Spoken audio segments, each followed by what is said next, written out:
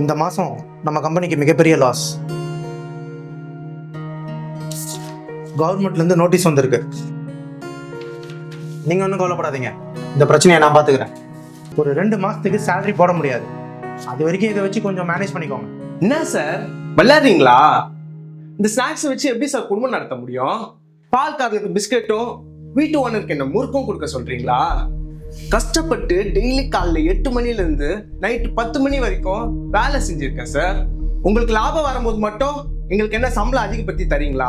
இல்லல்ல. உங்களுக்கு நஷ்டம் வரும்போது மட்டும் எதுக்கு சார் எங்க வயித்துல அடிக்கிறீங்க? முதலாளித்துவம் காட்டுறீங்களா? இங்கே பாருங்க கார்த்திக், நாங்கள் ஒன்றும் உங்களை தூக்கலை. இப்போ கம்பெனி சிச்சுவேஷன் சரியில்லை. அடுத்த மாதம் சேலரியை சேர்த்து போடுறேன்னு தானே சொல்கிறேன். அப்புறம் என்ன? அதெல்லாம் முடியாது சார். நான் செஞ்ச வேலைக்கு தான் கேட்குறேன். இல்லைன்னா நான் கேஸ் போடுவேன் சார். அப்படிங்களா கார்த்திக்? நீங்கள் கேஸ் போடுங்க, பார்த்துக்கலாம்.